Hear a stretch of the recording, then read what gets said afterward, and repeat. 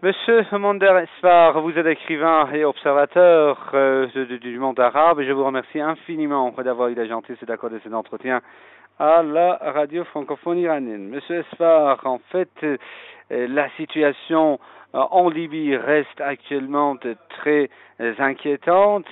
Les navires de guerre de plusieurs pays occidentaux se dirigent actuellement vers les côtes de la Libye. On parle d'une future réunion du Conseil de sécurité de l'ONU et on parle également de ces divergences qui existent actuellement entre les pays membres de l'OTAN au sujet d'une intervention militaire en Libye. Quelle analyse portez-vous sur la situation qui prévaut actuellement dans ce pays? Oui, bonjour, et je vous remercie de m'avoir interrogé sur ce sujet d'actualité. Je vous répondrai en ma qualité de Tunisien et de quelqu'un qui a suivi évidemment de près la révolution en Tunisie. Et quand je fais une comparaison entre la réaction de la communauté internationale par rapport à la Libye et ce qu'elle a fait par rapport à la Tunisie, eh bien, on peut dire tout de suite que il y a quand même une différence très notable et très significative. Parce que quand en Tunisie, la population a été soumise à des tirs, à un massacre de population, des insurgés, des révolutionnaires, on a observé que la communauté internationale était vraiment très très molle à réagir. Si je prends le cas de la France, eh bien, la France a continué à soutenir le régime de Ben Ali jusqu'au bout, voire même après son départ. Et c'est ce qui me frappe énormément. Aujourd'hui, on voit cette armada qui afflue vers la Libye et on est en droit de nous interroger sur les véritables motivations. Est-ce que c'est vraiment, comme ils disent, c'est des motivations humanitaires? J'en doute beaucoup. J'en doute surtout quand on sait que à l'heure actuelle, il y a un désastre humanitaire qui se trouve aux frontières tunisiennes et libyennes et que la communauté internationale ne réagit pas. Elle a tous les moyens, elle a suffisamment de moyens pour venir en aide à ces victimes de la guerre et on ne voit rien arriver.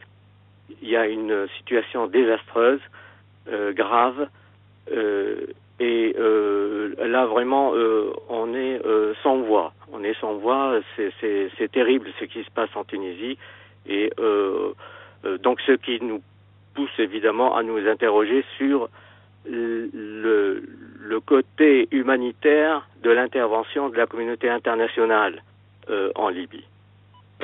Ça, c'est une observation qu'on peut faire à ce sujet.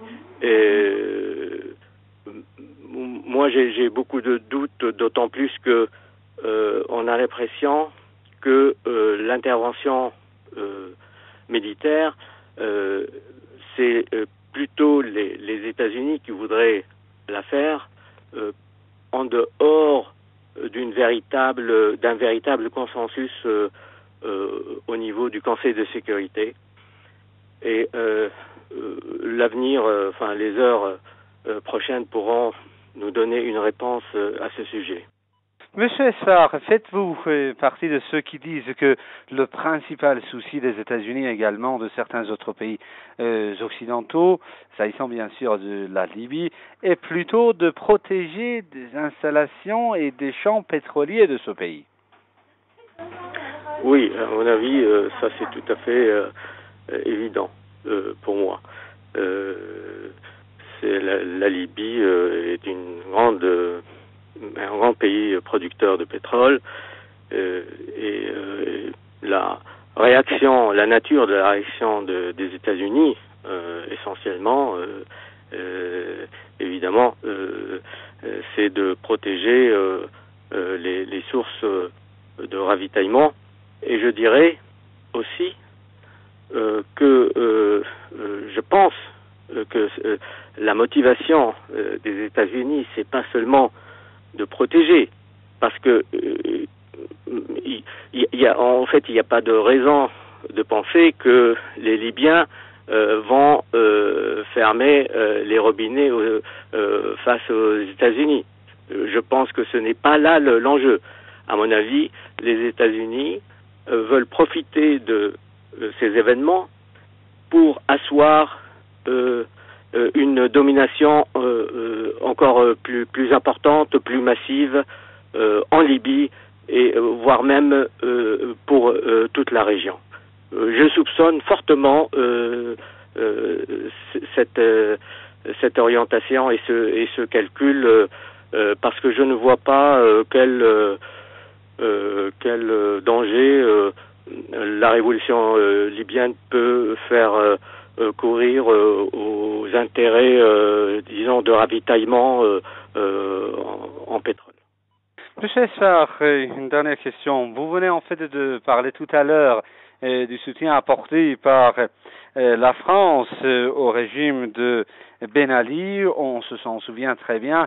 Michel Alliot-Marie, alors ministre français des Affaires étrangères, a proposé même que le savoir-faire de la France soit mis à la disposition du régime de Ben Ali pour réprimer les manifestants. S'agissant de la Libye, l'actuel ministre français des Affaires étrangères, M. Alain Juppé, dit qu'une intervention militaire de l'OTAN en Libye serait contre-productive. Pensez-vous que cette prise de position de M. Juppé s'explique plutôt par sa crainte de voir l'image de la France ternir de plus en plus auprès de l'opinion publique arabe?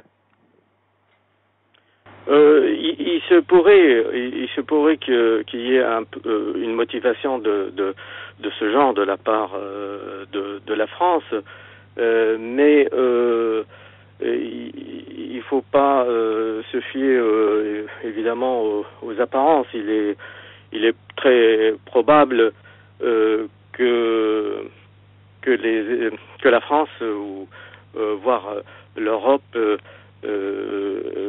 travaille pour asseoir et profiter de ce conflit pour asseoir une certaine autonomie par rapport à la puissance américaine. Et en prenant en contre-pied la décision américaine, l'Europe veut tout simplement apparaître comme étant une alternative à la superpuissance américaine. Je pense que c'est un enjeu qui a lieu donc dans le cadre de la course évidemment entre les États-Unis et l'Europe en tant que deux grandes puissances qui veulent trouver leur place dans le monde et en particulier dans le monde arabe où se trouvent de grandes richesses minières.